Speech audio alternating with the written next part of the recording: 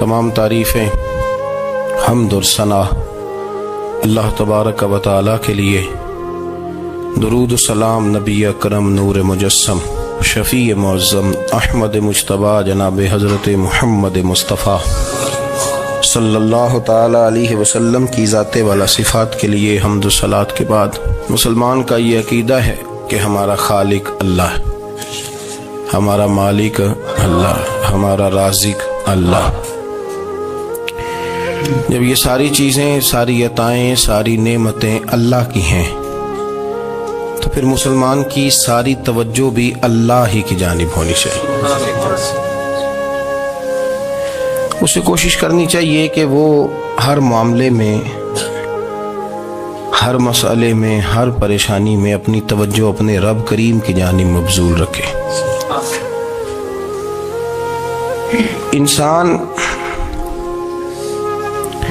जब अपने इल्म पर भरोसा करने लगता है या अपनी अकल पर भरोसा करने लगता है या अपने ताल्लुकात पर भरोसा करने लगता है या अपनी दौलत पर, माल पर, सेहत पर, तो एक बहुत बड़े धोखे का शिकार हो जाता है।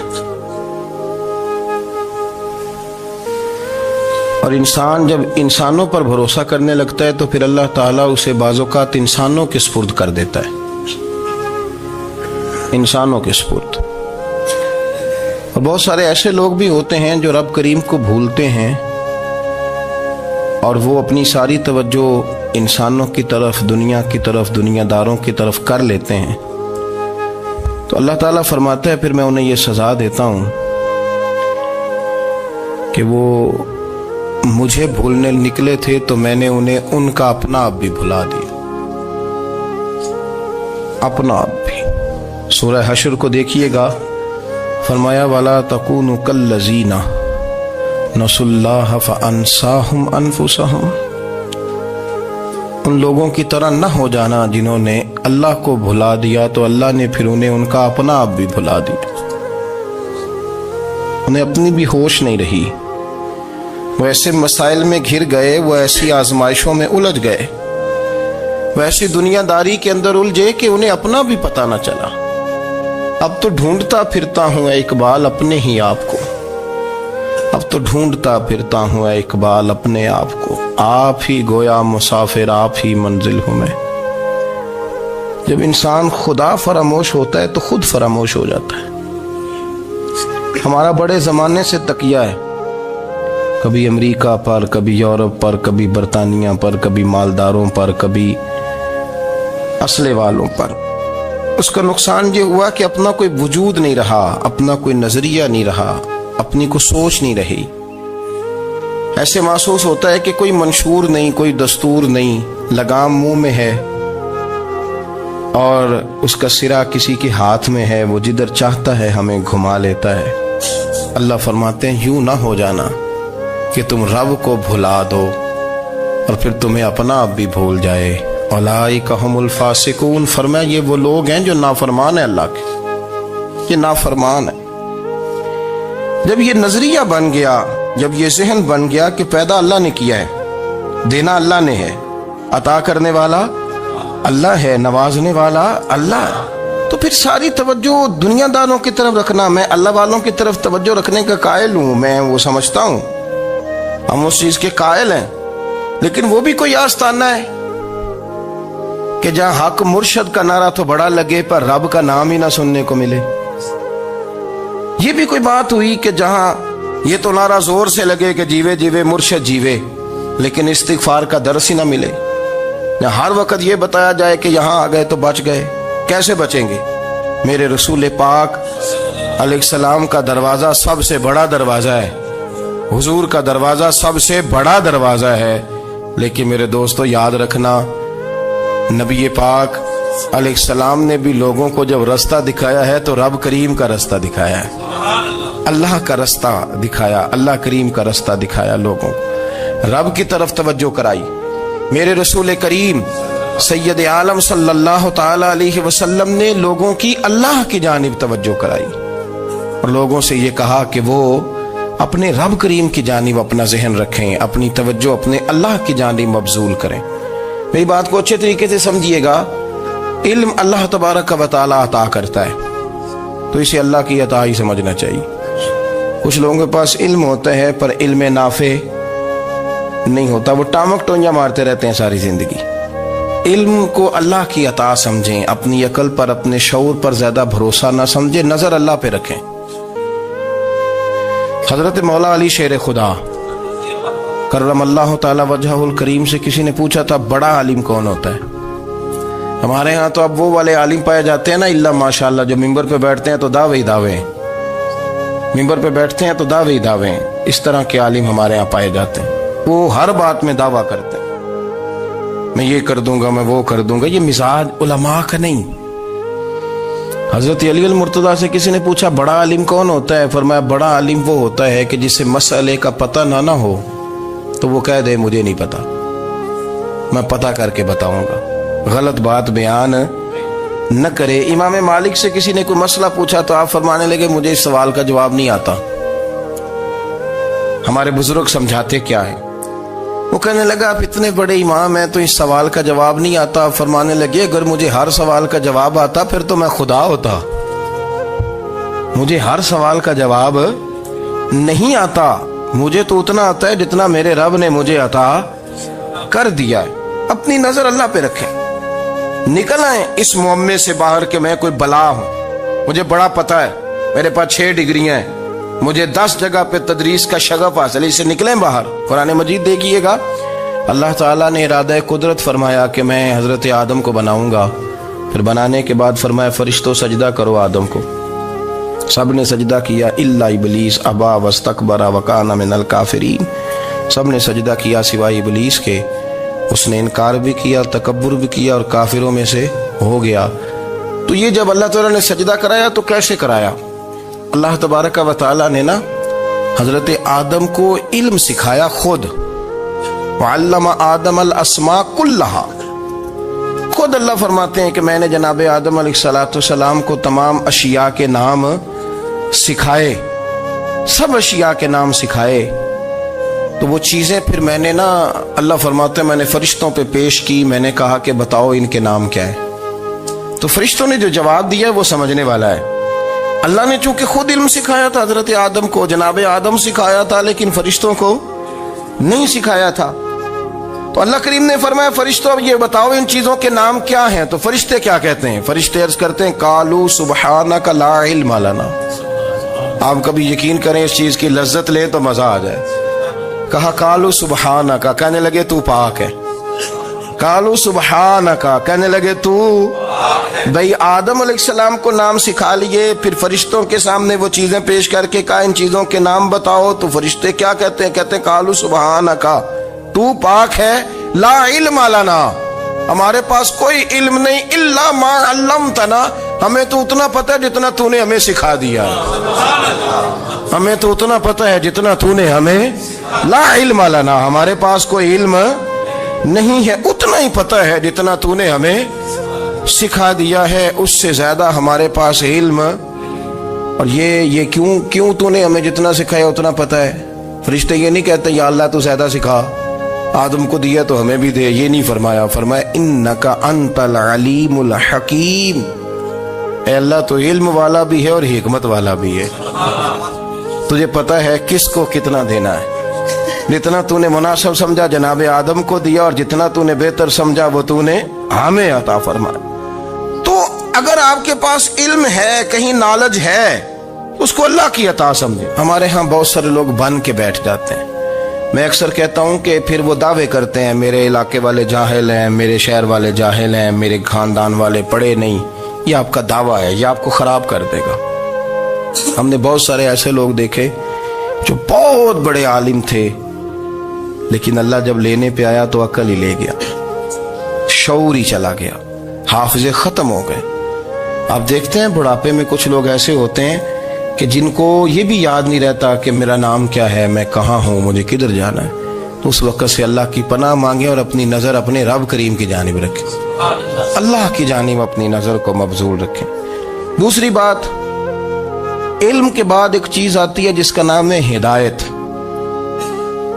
جس کا نام ہے تقوی، جس کا نام ہے پرہیزگاری، جس کا نام ہے عمل، عبادت، ریاضت۔ یہ بھی اسی وقت ہی نصیب ہوتی ہے جب میرا رب کریم نصیب فرما دیتا ہے۔ ہم نے نا نیکی کا اپنا اپنا سٹیٹس بنا لیا ہے، اپنا اپنا معیار بنا لیا ہے۔ کچھ لوگ کہتے ہیں کہ جناب مسجد میں سیمٹ کا توڑا دینے سے بہتر ہے کسی غریب کو آٹے کا تھیلا دے دو۔ اب اس نے اپنا مزاج بنا لیا نا نیکی کا، اس نے اپنا سٹیٹس بنا لیا۔ میرا یہ سوال ہے کہ نبی پاک صلی اللہ تعالی علیہ وسلم جب مدینہ شریف آئے تھے تو حضور نے سب سے پہلے غریبوں میں آٹا تقسیم کیا تھا کہ سب سے پہلے مسجد بنائی تھی؟ کیا عجیب لوگوں کا رنگ ہے، اپنی مرضی کی ہدایت، اپنی مرضی کا تقوی، اپنی مرضی کا معیار۔ مسجد کوئی بڑا چھوٹا خطیب بھی میری طرح کا ہو نا تو وہ مسجد میں بیٹھ کے جب نبی پاک کی بات کرتا ہے تو کہتا ہے میرے رسول پاک غریبوں کا سہارا بن کے آئے۔ وہ غریبوں کی بات کرتا ہے، مسکینوں کی، لاچاروں کی، کمزوروں کی بات۔ تو مسجد ہی تو وہ ادارہ ہے جہاں سے غریبوں کی بات ہو رہی۔ تو اب لوگوں نے غریب کو اور مسجد کو لڑانا شروع کر دیا، اس کو لڑاؤ کہ مسجد میں پیسے دینے سے بہتر ہے آپ غریب کو آٹے کا تھیلا دے دیں۔ آپ یہ کیوں نہیں کہتے کہ مسجد میں بھی آپ توڑا دیں ایک سیمٹ کا اور ساتھ غریب کو بھی خدمت کریں؟ یہ کیوں نہیں تقویٰ؟ اپنی اپنی مرضی کا مزاج، اپنی اپنی۔ کچھ لوگ کہتے ہیں چھوڑو جی، ساری زندگی انسان نماز پڑھتا رہے اور پھر گالیاں بھی دیتا رہے، بندہ داڑھی بھی رکھ لے اور جھوٹ بولنا بھی نہ چھوڑے۔ تو یہ آپ نے اپنے پاس سے تقوی کا معیار بنایا۔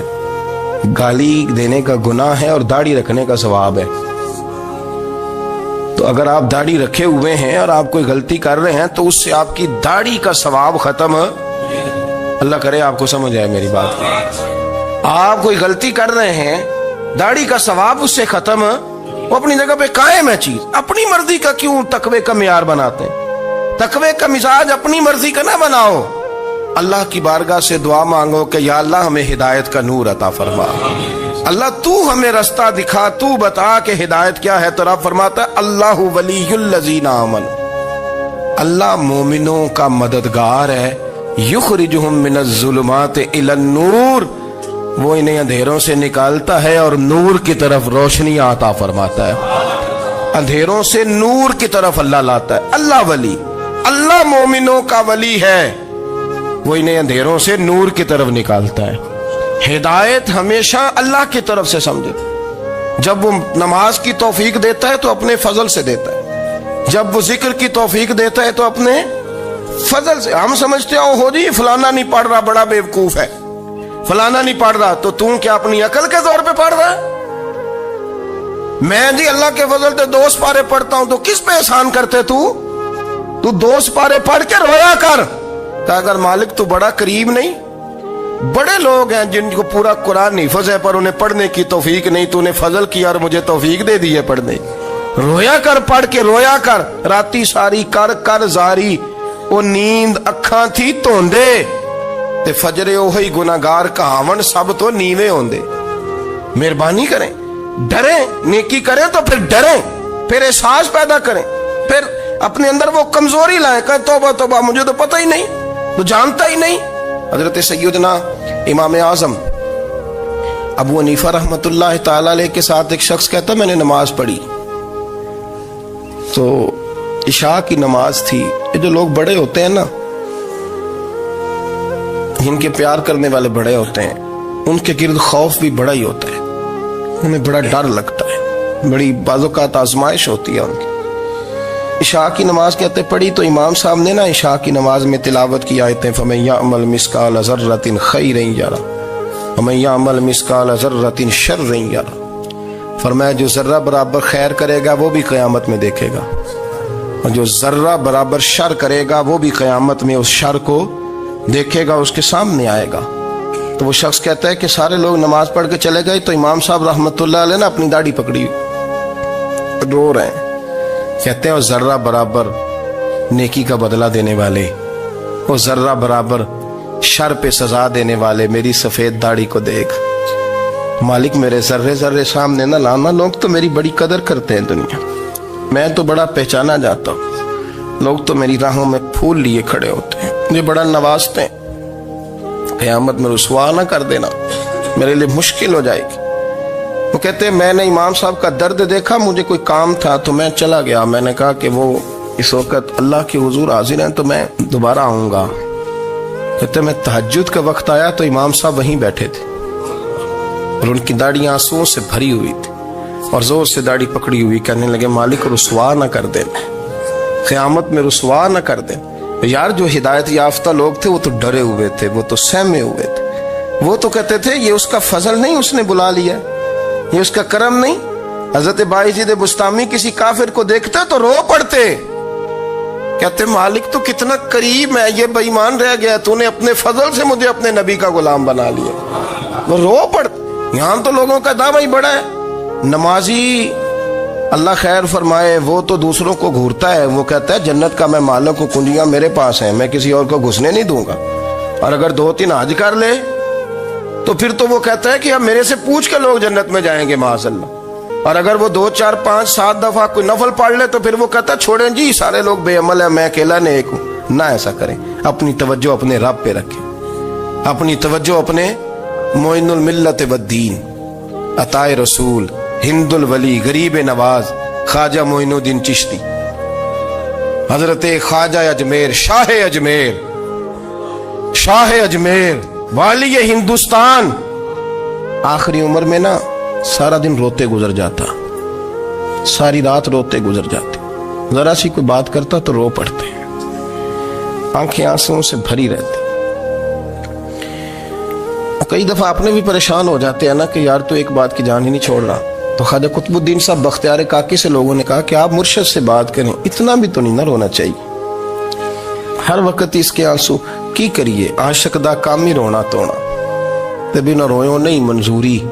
یہ عاشق سدا ہی روندا رہندا ہے، پاویں وصل ہوئے تے پاویں دوری، ہر وقت رونے کا کیا مطلب ہے؟ تو خواجہ قطب صاحب کہتے ہیں میں قریب گیا تو میں نے پیر دبائے، میں نے کہا سونیا لوگ تو کچھ بھی نہیں کرتے، تو نے تو کمال کر دیا، 90 لاکھ آدمی مسلمان کر دیا، دنیا کچھ نہیں کرتی، تو نے 50 سال ساری رات مصلے پہ بیٹھ کے رب راضی کیا۔ تو شہزادہ تھا، حضور کی اولاد تھا، لیکن معین الدین تیرا ایک پلاٹ بھی نہیں، تو نے طالب علم پالے، انہیں غریبوں کو دیا، انہیں نوازا، کوئی شے نہیں تیرے پاس، ہر چیز تو نے، ساری رات روتے ہو، سارا دن روتے ہو۔ تو خواجہ قطب الدین صاحب کہتے ہیں میں نے جب عرض کیا تو خواجہ صاحب مجھے گلے لگا لیا، چیخ مار کے روئے، کہنے لگے قطب الدین پتر داڑھی سفید ہو گئی، جانے کا وقت آ گیا، جو تو نے نیکیاں گنوائی ہیں وہ ہیں صحیح میرے پاس، پر یار کی بارگاہ میں پیش کرنے کے قابل ایک بھی نہیں، تو بارگاہ تو دیکھ کتنی بڑی ہے، رسول کریم کی بارگاہ میں پیش کرنے کے قابل ان میں سے ایک بھی نہیں، تو آستانہ دیکھ کتنا بڑا ہے، کیا پیش کروں گا، کیا عرض کروں گا حضور کی بارگاہ میں، کس طرح؟ وہ یار جو بڑے تھے وہ تو ڈرے ہوئے تھے، سہمے ہوئے تھے، وہ تو بڑی آزمائش میں تھے، لیکن میرا اور آپ کا رٹا 2 نمازیں پڑھ کے 6 نمازوں کا دعویٰ کرنا اور لمبی چوڑی کہانیاں بنانا اور اپنے منہ سے اپنی تعریفیں کرنا، اس سے تھوڑا باہر آئیں۔ رزق بھی میرا اللہ ہی دیتا ہے، علم بھی اللہ دیتا ہے، رزق بھی۔ بڑے بڑے فقیروں کو مالدار ہوتے دیکھا، بڑے بڑے مالداروں کو فقیر ہوتے دیکھا، بڑے بڑے، میرے ایک بڑا سخی قسم کا سجن ہے، بڑا پیارا ہے، میں اسے سخی مانتا ہوں، میں نے اپنی پریشانیوں کے دنوں میں بھی اس شخص کو سخی دیکھا۔ ایک دن رات کو مجھے ٹیلی فون کر کے کہنے لگا کدھر ہو؟ میں نے کہا میں گھر ہوں۔ نہیں اکثر سفر میں ہوتے ہو نا؟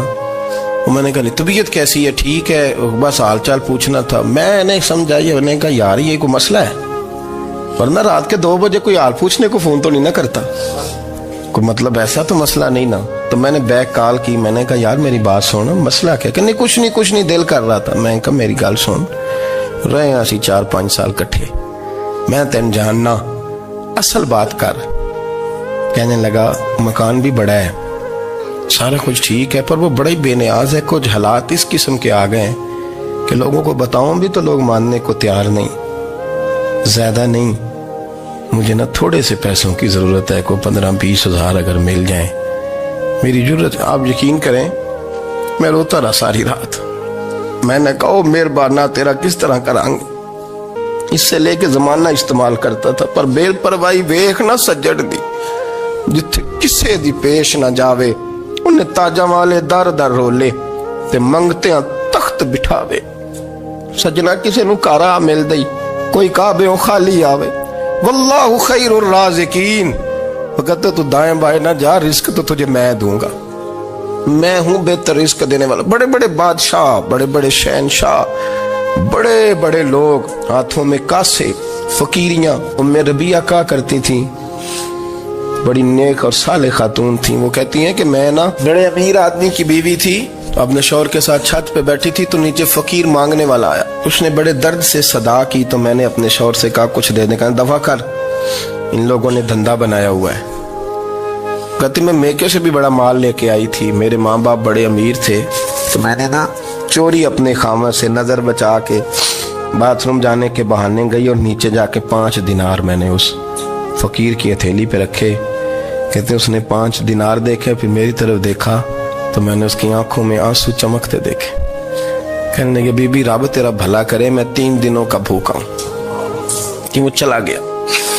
میں گھر آ گئی, جب باہر آئی تو میرا شوہر کہنے لگا تو اتنی اب اتنی تو تیز ہو گئی ہے اور تو اتنی خود مختار ہو گئی ہے, میرے بغیر پوچھے مال خرچ کرے گی, جا تجھے 3 طلاقیں. کہتی میں بالدار اور وزادار باپ کی بیٹی تھی, طلاق لے کے گھر آئی تو میرا باپ ٹوٹ گیا, چارپائی پہ چلا گیا. اوہو یہ کیا بن گیا. کہتی بڑی تکلیف رہی. 1-2 سال کے بعد میرے ابا نے میری شادی کر دی. اب جس شوہر کے پاس گئی وہ بڑا نیک تھا, پرہیزگار تھا, اللہ نے بہترین صلہ دیا. کتنی چھت پہ بیٹھی تھی, دروازے پہ فقیر آیا, میں نے شوہر سے کہا کچھ دے دوں. کہنے لگا 5 نہ دینا, 15 دینا, 20 دینا, میں فقیر ہوں, میں نے فقر سے دولت دیکھی ہے, اسے خالی نہ لوٹانا. کہتی ہے کہ میں نیچے گئی اور جب میں نے اس کی طرف دینار بڑھائے تو میری چیخ نکلی, پیسے پھینک کے میں بے ہوش ہو کے گری. میرا شوہر نے آ کے اٹھایا, اندر لے گیا, پانی منہ پہ چھڑکا. کہنے لگا تجھے کیا ہوا. کہنے لگی یہ جو مانگنے آیا یہ میرا پہلا شوہر تھا, وہی تھا جو کہتا تھا کہ تو 5 دینار دے آئیے, جا تجھے 3 طلاقیں. پڑھو نا حدیث پاک. میرے نبی پاک علیہ السلام نے فرمایا ایک بندہ گنجا تھا. گنجا کوئی ترتیب آگے پیچھے ہو جائے تو مفہوم کے لحاظ سے, لیکن میں مفہوم اس کا واضح کرتا ہوں. ایک گنجا تھا, کوئی شے نہیں تھی, سر پہ بال بھی نہیں تھے, رویا کرتا تھا. اللہ تعالیٰ نے فرشتے کو بھیجا, تجھے کیا چاہیے. تو کہنے لگا بال آ جائیں اور تھوڑا مال آ جائے. فرشتے نے ہاتھ پھیرا تو بال بھی آ گئے, تو بکریاں بھی آ گئیں, لائنیں لگ گئیں, مال ہی مال ہو گئے. دوسرے کے پاس گیا, وہ کوڑا تھا, اس کو جا کے کہا کیا چاہیے. کہنے لگا شفا ہو جائے اور کچھ اللہ تعالیٰ آسانی کر دے. شفا بھی ہو گئی, گائیں بھی دے دی, بھینسیں بھی دے دی, مال ہی مال ہو گئی. پھر ایک کے پاس گیا, وہ اندھا تھا, تجھے کیا چاہیے. اس نے کہا آنکھیں ملنے اور کچھ ساتھ اللہ مال دے دے. اونٹ ہی اونٹ ہو گئے. جب بڑا نواز دیا تو پھر مالک نے امتحان لینے کا ارادہ کیا. یاری تیری سونا ہے پر آزمائشاں بھی تیریاں اگ, آزمائشاں تیریاں, صحیح کہہ رہا ہوں, آزمائشاں تیریاں. یاری تیری سونا ہے پر آزمائشاں تیریاں. یہ سونا پرکھیا جامدائی, پہلو نال لگاں دے لگ. اللہ نے فرمایا آزمائش کرو. سب سے پہلے گنجے کے پاس آئے, اسے کہا اللہ کے رستے میں کچھ دیکھا نہیں لگا, میرے خرچے ہی بڑے. دیکھو تو صحیح کتنی مشکل میں وقت گزارتا ہوں, حال ہی کوئی نہیں. تو اس نے کہا میں نے تو سنا ہے تو گنجا اور بھوکا ننگا تھا. کہنے لگا میں تو جدی پشتی رئیس اعظم ہوں, تجھے کس پاگل نے کہا ہے بھاگ جا. اس نے کہا اچھا جیسے تو تھا ویسے ہی ہو جائے. کھیت کھلیان اجڑ گئے, پھر سے گنجا ہو گیا. حضور علیہ السلام فرمانے لگے, پھر وہ اس کے پاس گیا جو کوڑا تھا, اسے کہا کچھ دے. کہنے لگا خرچے ہی بڑے. اب پوچھ لیں کسی امیر آدمی سے, کہے گا چکی کے نیچے ہاتھ ہے میرا, میرے سے زیادہ تو پریشان بندہ ہی کوئی نہیں. کیا بتاؤں آپ کو, اتنا ٹیکس ہے, اتنا جرمانہ ہے, فلانی شے, بڑا کچھ گنواتے ہیں لوگ. اس نے کہا میں نے تو سنا تو پہلے کوڑا تھا. اس نے کہا اچھا دوڑ جا, میں تو رئیس اعظم ہوں, دادا بھی پردادا بھی اور ساری نسل ہی. اس نے کہا اچھا جیسے تو تھا ویسے ہی ہو جائے.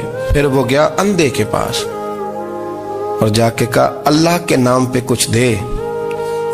تو کہنے لگا رب کے نام پہ, یہ کھڑے ہیں اونٹ, جتنے تیرے دل کرے لے دا. اس نے کہا کیا معنی اس بات کا. کہنے لگا یار تجھے کیا بتاؤں, میں تو اندھا تھا, میں نے تو کبھی دنیا دیکھی نہیں تھی. پھر اس کریم نے فضل کیا تو مجھے بڑا کچھ دکھایا. میں کیا بتاؤں, میرا دل کر رہا ہے کہہ دوں کہ. پھر اس نے کعبہ دکھایا, پھر اس نے روضہ رسول دکھایا,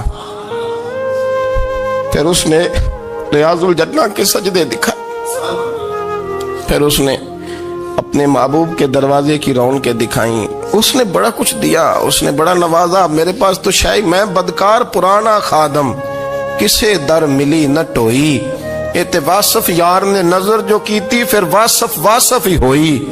یہ تو اس کا کرم ہوا۔ تو یہ وہ کہنے لگا تو اللہ کے نام پہ جان مانگ، میں وہ بھی دینے کو تیار۔ میرے پاس تو شے ہی کوئی نہیں تھی، مجھے تو اپنا پتہ ہے، میں تو کوئی شے نہیں تھا، کچھ نہیں تھا میرے پاس۔ یہ تو ان کا کرم ہے کہ رخ ان کا ادھر ہے، اور مختصر سی میری کہانی ہے، یہ جو بھی ہے ان کی مہربانی ہے۔ تو وہ کہنے لگا میں بھی کچھ لینے نہیں آیا تھا، تیری آزمائش ہی کرنے آیا تھا، تیری عزتیں بھی سلامت رہیں گی، تیرا مال بھی سلامت رہے گا، تیری شفا بھی۔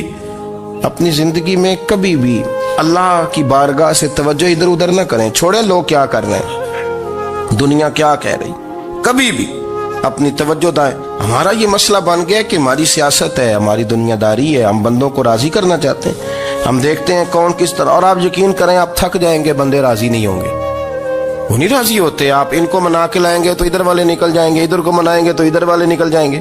اس چکر سے باہر آئیں، اس رب کو راضی کریں جو فرماتا ہے ان الذین آمنوا وعملوا الصالحات سیجعل لهم الرحمن ودا۔ فرمایا تو ایمان لانے کے بعد نیک عمل کر، میں لوگوں کے دلوں میں تیری محبت پیدا کر دوں گا۔ رحمان لوگوں کے دلوں میں محبت ڈال دے گا، اللہ لوگوں کے دلوں میں۔ اپنی نظر ہمیشہ اپنے رب پہ رکھیں، اتنی لمبی چوڑی دنیا داروں سے امیدیں نہ وابستہ کریں۔ میں نے دیکھا ہے لوگ کاسا لیسی کرتے ہیں، کبھی اس کے دروازے پہ کبھی اس کے دروازے پہ۔ ان چکروں سے باہر آئیں اور اپنے رب کی بارگاہ کی طرف توجہ کریں، استغفار شوق سے پڑھا کریں، اور اکیلے میں نہ، اکیلے میں۔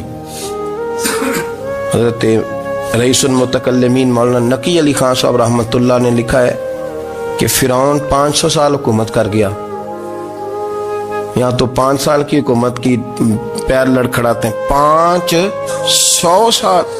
فرماتے اصل وجہ یہ تھی کہ دنیا جب سو جاتی تھی نا تو اوپر چادر لے کے تو مصلے پہ بیٹھ جاتا تھا، اور ہاتھ باندھ کے کہتا تھا رب تو ہی ہے، میرا پردہ نہ کھولنا، مالک تو ہی ہے، کرم نوازی کرنا، میری پکڑ نہ کرنا۔